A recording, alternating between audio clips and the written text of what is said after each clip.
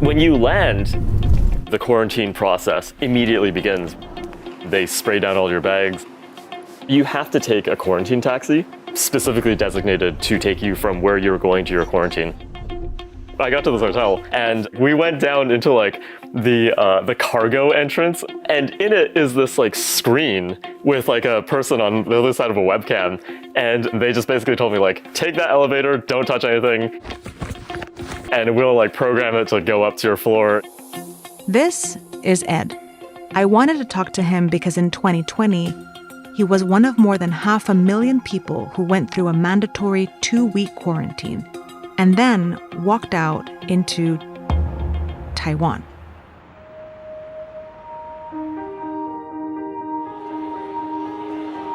Ed has dual citizenship in Taiwan and Canada, but he lives in New York. I do too. And for most of 2020 in New York, the streets were empty. Venues were closed. But Taiwan was normal. It's as if the pandemic had never happened. You could go into restaurants, subway. Civil society had essentially stayed exactly the same. Through all of 2020, Taiwan had a total of 7 COVID-19 deaths. 7, among the lowest in the world. And then, in May of 2021, something changed. Taiwan is now experiencing rising daily infections. Huge surge, largest wave. Taiwan is now grappling with its worst outbreak. After more than a year of normalcy, Taiwan faced its biggest COVID outbreak ever. So I wanted to understand, how did Taiwan stay so safe from COVID-19 for so long? Why did it stop working? And what can we learn from it?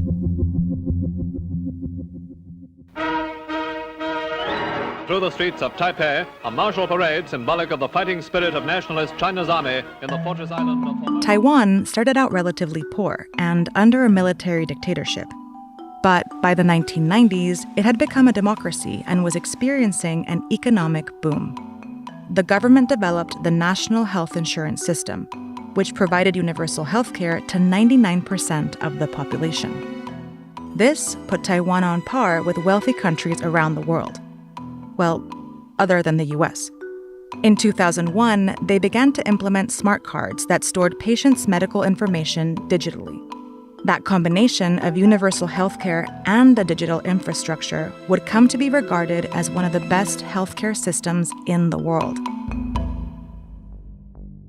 Then, in 2003, China began reporting an outbreak of severe acute respiratory syndrome. By March 2003, SARS was in Taiwan.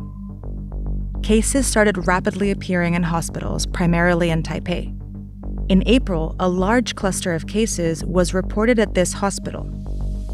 In response, the mayor of Taipei abruptly decided to seal the hospital off, preventing anyone from entering or leaving. More than 150 people trapped inside became infected. Of the more than 80 people who eventually died of SARS in Taiwan, 31 had been locked in that hospital. The government's response to SARS was chaotic. To handle the logistics of the outbreak, they'd set up a temporary agency called the Central Epidemic Command Center. But when it came time to figure out who had been responsible for locking down the hospital, officials at all levels of government disagreed on whose decision it had actually been. We've had a lot of problems of, say, the municipal government saying one thing and the central government saying another. So in 2004, the role of the CECC was clarified.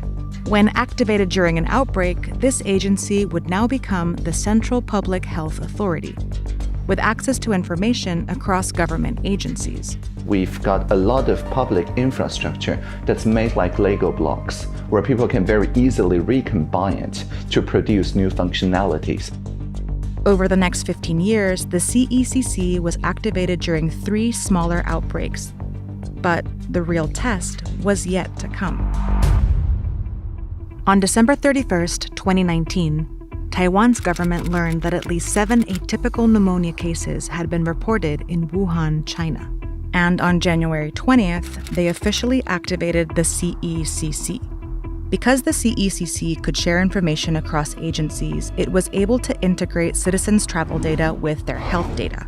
Together, that combination allowed them to assess risk at the level of the individual. People who had recently traveled to countries where they could have been exposed were considered high risk. People with no underlying health issues who hadn't traveled abroad were considered low risk. Everyone in Taiwan had that information sent to their smart card. Altogether, it created a system that looked something like this. Low-risk people were instructed to buy a weekly quota of masks allocated by the government, but they'd continue to live in a functional, normal society. High-risk people went into a 2-week quarantine, after which they'd become low-risk and could join everyone else. Because of this, Taiwan didn't have to go into lockdown. Community spread among people in Taiwan was very, very low. But in March, cases coming into Taiwan began to rise. So Taiwan came up with an additional strategy. It started considering everyone flying in to be high risk, no matter where they were coming from, and most foreign travelers were banned completely. That meant a lot more mandatory quarantine. To enforce this, the CECC used cell phone location data to see if any travelers left their quarantine block. The moment you close the door, you see on the back end, there's like this huge red scary sign that says you're going to be fined a lot of money if you leave your quarantine. You would get texts from the neighborhood police officer whose job it is to call and check in on you every single day, actually twice a day. Hello, hey, 欧先生，我这边是，请教今天身体状况都 OK 吗？全部都好。都好啊 ，OK， 好，谢谢，下午再跟你联络，拜拜。好，谢谢。For 2 weeks, the only human contact it had was through a peephole, when someone came to drop off food or collect his trash. But then he got to join the nearly 24 million people in Taiwan living normal lives. This was an alternate universe of what America and the rest of the world had seen all year. The Taiwanese people have been able to just live their lives as if nothing had happened. Like, to me, that's freedom. When I started making this video, it was a story about how Taiwan managed to beat COVID. But in May of 2021, a new wave of cases suddenly put Taiwan's success in question. The total number of cases has actually doubled. More shops are going to be forced to close. Do not be complacent in the face of a pandemic. The lesson learned for Taiwanese. Taiwan had gradually loosened its quarantine system, which meant incoming infections started to go unchecked. As of this video, Taiwan is still getting its outbreak under control. Thousands of people have been sent through new rounds of quarantine. But even Taiwan won't be truly safe until the system it built to keep the pandemic out is no longer necessary. And the best way we know of to get there is to vaccinate. On the flip side, after a very hard year, New York looks kind of normal again.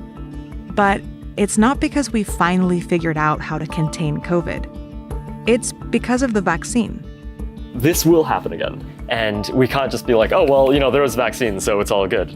At the end of all this, even once we're all vaccinated and going to parties again, we should look at what did Taiwan do right so that we don't have to have this same conversation in the future, because it is coming. For more than a year, Taiwan stayed safe and free during a deadly pandemic.